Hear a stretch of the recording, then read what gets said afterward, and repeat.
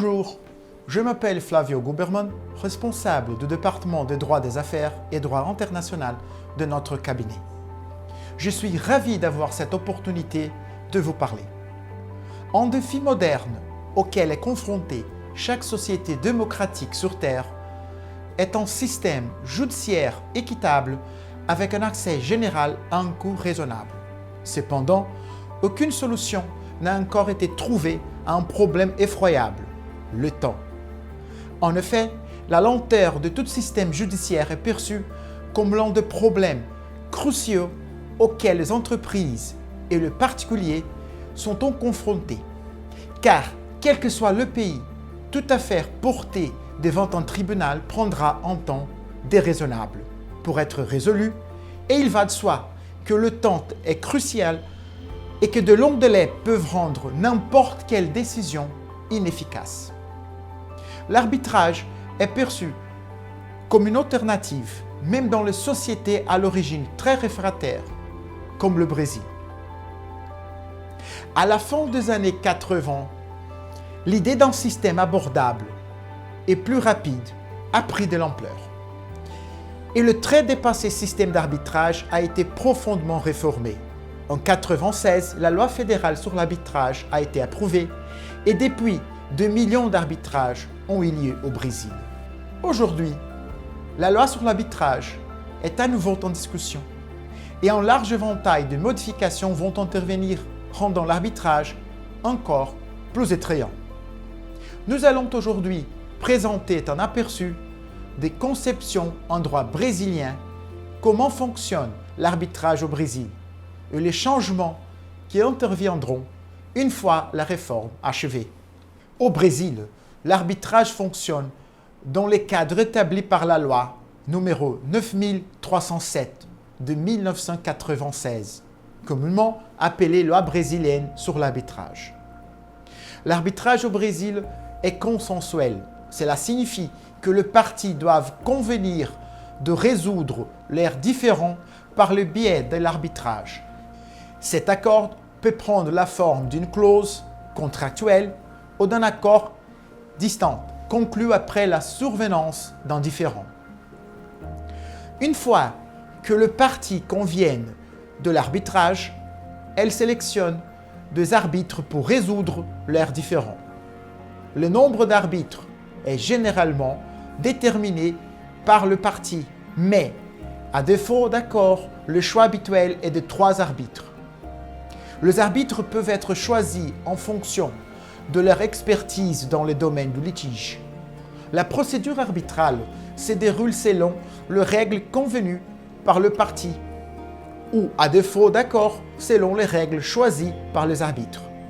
La procédure est généralement moins formelle et plus souple que la procédure judiciaire traditionnelle. Les parties ont la possibilité de présenter des preuves et des arguments aux arbitres qui peuvent aussi tenir des audiences où des témoins peuvent témoigner et des experts peuvent donner leurs avis.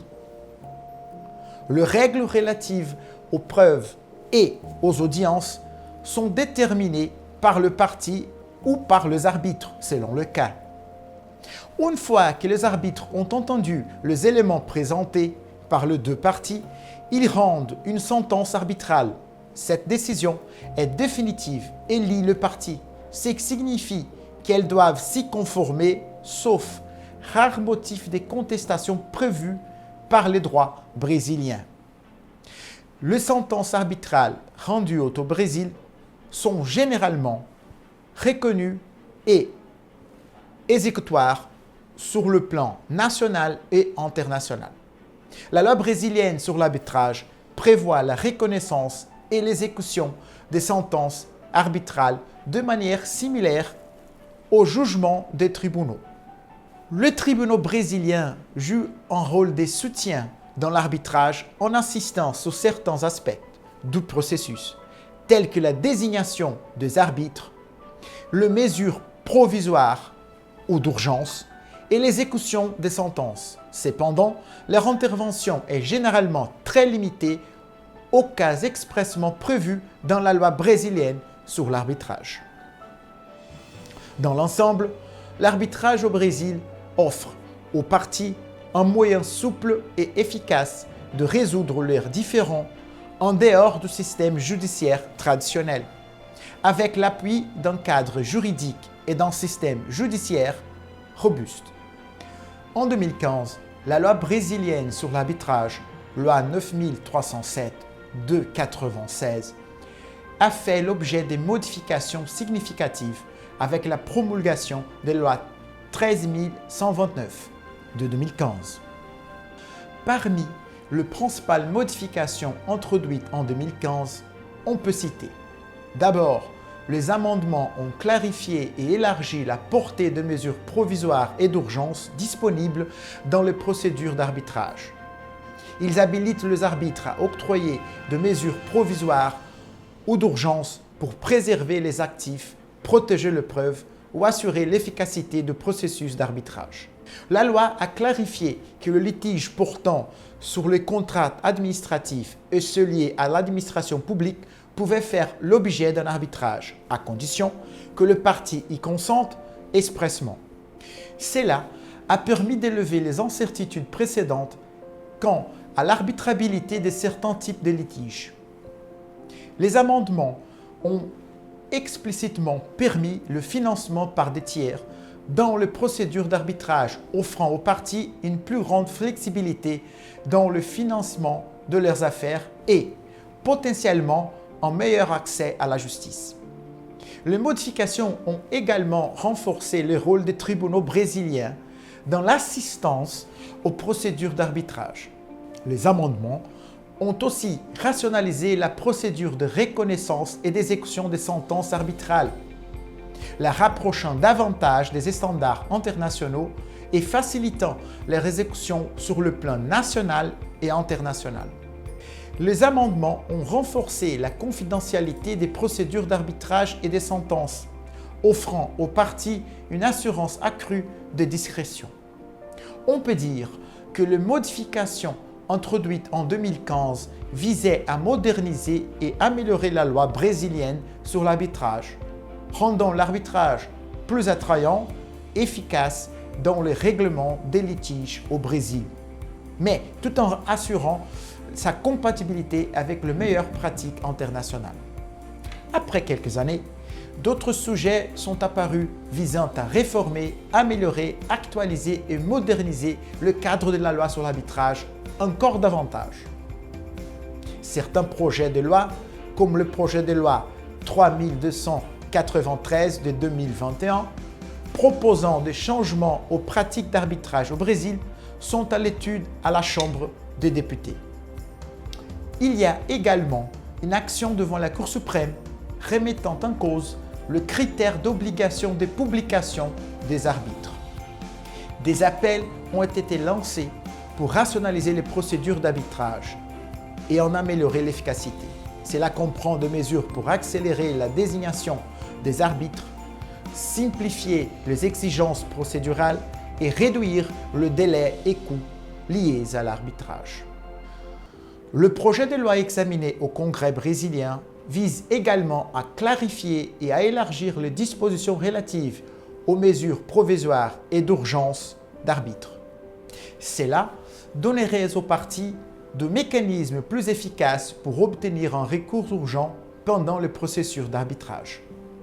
Il y a aussi eu des débats sur une réglementation plus forte et précise du financement par des tiers dans l'arbitrage, introduit dans la réforme de 2015. Le financement par des tiers implique qu'une partie tierce finance certains coûts d'arbitrage d'une partie en échange d'une part de l'éventuelle sentence. Certains plaident pour des règles plus claires concernant le recours au financement par des tiers afin de promouvoir la transparence et l'équité dans les procédures d'arbitrage. Un point très important concerne l'arbitrabilité de litiges liés au droit public, tels que les contrats avec des entités gouvernementales ou les questions réglementaires. Clarifier l'arbitrabilité de tels litiges pourrait offrir aux parties une plus grande certitude et confiance dans les recours à l'arbitrage pour résoudre un éventail plus large des litiges. C'est une question très sensible au Brésil, et des changements doivent également être introduits dans la loi sur le marché public et contrats publics, qui est très rigide et stricte pour que l'arbitrage puisse devenir une véritable alternative. En règle générale, le litige avec les entités publiques au Brésil sont assez longs et coûteux. L'arbitrage pourrait donc constituer une bonne alternative, mais un nouveau cadre juridique doit être mis en place pour donner aux parties contractantes et à celles optant pour l'arbitrage une sécurité juridique quant au fait qu'aucune décision établie dans une sentence arbitrale ne sera annulée par la suite dans le cadre de procédures judiciaires ou pour des raisons politico-idéologiques d'un gouvernement ultérieur. En conclusion, bien qu'il n'y ait pas eu de réforme globale de la loi brésilienne sur l'arbitrage, ce débat de proposition indique une reconnaissance croissante de l'importance de l'arbitrage comme moyen de résoudre le litige au Brésil et des efforts pour améliorer l'efficacité. Toute réforme future viserait probablement à aborder ces questions et à renforcer davantage les cadres juridiques de l'arbitrage au Brésil. Deux efforts ont été déployés pour promouvoir la sensibilisation des entreprises, des professionnels de droit et du grand public à l'arbitrage et à ses avantages. Cela comprend des initiatives de formation, des conférences et des séminaires visant à diffuser les connaissances sur l'arbitrage et à encourager son utilisation comme mécanisme de règlement des litiges. Chez Carrion Advogados, nous sommes pleinement préparés à vous assister dans tous vos besoins, en vous aidant dans votre affaire, en préparant l'arbitrage et en vous représentant, y compris en agissant en qualité d'arbitre. Car nous disposons d'une équipe qualifiée d'avocats et de comptables capables de vous fournir un travail d'excellence. N'hésitez pas à nous contacter. Nous serons ravis de vous aider et nous sommes à votre disposition pour répondre à vos doutes et questions sur ces sujets et sur toute autre question juridique.